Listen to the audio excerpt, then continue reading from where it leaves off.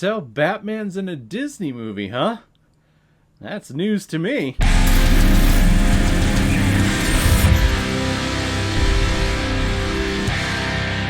Dale Rescue Rangers, released in 2022 and is directed by Akiva Schaffer, who's also directed such films like Hot Rod, The Watch, Pop Star Never Stop Never Stopping, and of course is one-third of one of the greatest rap bands of all time, The Lonely Island. And this film is starring John Mulaney, Andy Samberg, Kiki Lane, Will Arnett, Eric Bana, Flula Borg, Dennis Haysbert, Keenan Michael Key, Tress McNally, Tim Robinson, Seth Rogen, and J.K. Simmons. And the reason why we're talking about Chip and Dale today is because it was a PayPal recommendation and donation from a longtime contributor and supporter of this channel, Dr. Camp. Once again, thank you very much for your support and your recommendation through PayPal with this movie recommendation, a film that I've definitely heard about before and actually heard good things. I think this one went directly to streaming on Disney Plus. I don't think it had a theatrical release.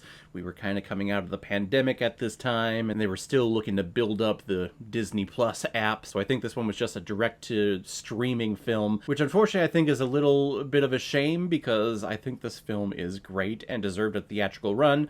But, you know, that was the situation that we were in. There are so many different directors and producers, actors out there who were upset that their films didn't get a theatrical release back then. And now all they're saying is that movies should be showed in the theater, and only the theater. Like, get over yourself, people. We're in a pandemic. Films go to live out the rest of their life on either, well, I guess physical media for some people, but also on streaming services now. That's just how it works. That's where films go to live out the rest of their lives. You know, I love a quote from James Gunn, who a few years ago, when everyone was freaking out, directors were freaking out about their films going directly to streaming and not having a theatrical run. James Gunn talked about how, you know, Jaws is one of my favorite movies. I've never seen that in the theater. I have only seen it on TV, when I play it physical media on Blu-ray or 4K. I've never seen it in the theater. So for a film to not have a theatrical run does not mean that it's a great piece of art and that it's not a great film. That's where just film goes eventually to live out the rest of its life. And ever since I heard that quote, I think about it in a lot of my favorite movies I've never seen in theaters before. So why are we making a big deal about movies having a theatrical release and how films should only be seen in the theater? No, you arrogant prick director Hollywood people, shut up, sit down, and let us common folk just enjoy the frickin' movie, please. So thank you very much, Dr. Camp, for the recommendation of this movie. Sorry, went on a little rant there, but if anyone else out there also wants to be like Dr. Camp and help support me and contribute to this channel, you can select the QR code that is in the bottom left corner of your screen right now. Send over your donation of $5 or more with your movie recommendation, and if I have access to it, I will watch it, review it, and give you a little shout out, just like what I did with Dr. Camp here. Chip and Dale are two animated chipmunks who form a bond in high school and eventually make it big in Hollywood with their show called Chip and Dale Rescue Rangers. However, Dale feels like he is always the comedic one, who's always being made to look like a clown on TV, so he's looking to branch off into the Hollywood atmosphere and try to make it on his own. We'll flash forward several years. Chip now sells insurance, and Dale is a struggling actor going to conventions to try to make a quick buck. They soon find out that other animated characters are being stolen and erased and bootlegged, so Chip and Dale get back together again to try to solve the mystery and to save all their animated friends from being bootlegged. And I love that concept. I love the idea of taking, gosh, it would be like slavery or sex trafficking in the human real life world, but then we go into the animated world, and what would be a similar thing for these animated characters if they were alive, if they were in the real world? Well, yeah, if they were bootlegged and put into off-branded movies and off-branded properties, that would be the equivalent of being human trafficked. This movie, I think, is absolutely brilliant, and I love that they took a property that people are aware of, at least in my generation. I think I was a little too young when the show was being produced on TV. I probably couldn't recollect what was actually happening. I do remember seeing a couple episodes. I think I had a couple figures of the Rescue Rangers, probably like Happy Meal toys, now that I'm thinking about it. But I don't have any recollection of like the actual show and watching it. So for them to take a property like that hasn't been brought up or talked about and to turn it into this big mystery action action thriller, I think is really smart. And then, of course, you bring in the comedic ideas of John Mulaney and Andy Samberg, and you put them in this movie, and yeah, you're going to have a great time. I think John Mulaney is an excellent comedian. He's so brilliant when it comes to comedy. Yes, he has his demons that he's been working out for the last 5 or 6 years, and hopefully he has, because I want to keep seeing this comedic genius keep going in any other animated or live-action storytelling. I just love John Mulaney. He's so funny. And Andy Samberg, how can you not love Andy Samberg? He's hilarious too. And I love this concept of animated characters in the real world. Basically, this film is a modern day Who Framed Roger Rabbit. And Who Framed Roger Rabbit is an excellent film war story.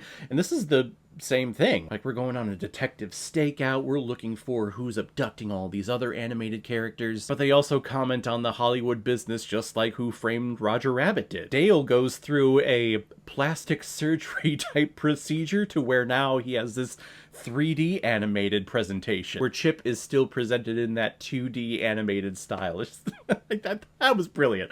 I love that part. But the thing that kept surprising me, and Who Framed Roger Rabbit did this too, they had a ton of cameos in that movie. In this one, it's a whole bunch of cameos that I understand, and I know where they're coming from. I want there to be a documentary on the making of this movie, and I want to see how they were able to get the rights to certain characters that show up in here. Ugly Sonic, the original concept of the 3D live-action CGI Sonic character, and how when that trailer was released, the internet went ballistic, and they were like, no, we love Sonic.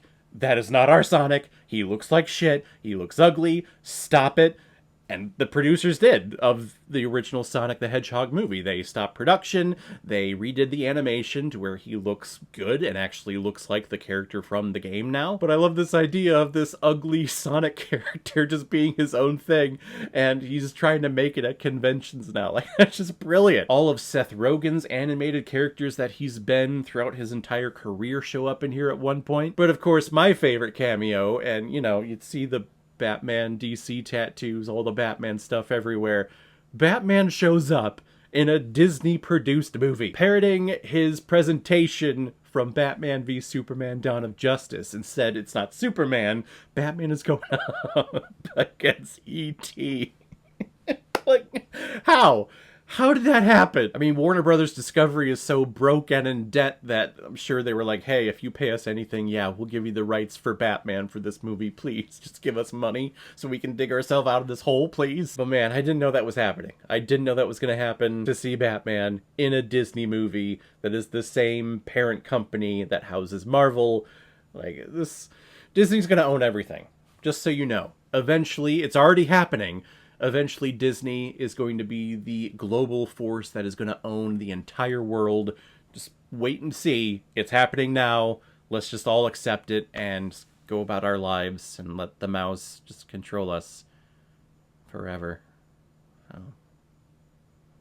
Yeah. Chip 'n Dale Rescue Rangers is a surprise, excellent comedy with a great story and a great little film noir detective journey. And I just had a great time seeing these characters that I recollected when I was in my younger years, seeing them on the big screen, seeing all these other cameos, having a great time, voiced by great comedic actors. This film is just so enjoyable. I'm going to give Chip 'n Dale Rescue Rangers 4 out of 5 Blu-rays. I like it a lot. So guys, if you've seen Chip 'n Dale Rescue Rangers, what did you think about it? Or if you've never seen it before and you stumbled across because of this video, then comment below and let me know what you thought about it. And as always, if you like what you see here, if you like my take on movies, then hit the subscribe button and make sure you hit that bell. See you the next time I release my next movie review. So guys, I will see you next time on the channel, but in the meantime, be well, be good to each other, and go watch a movie. Take care, guys.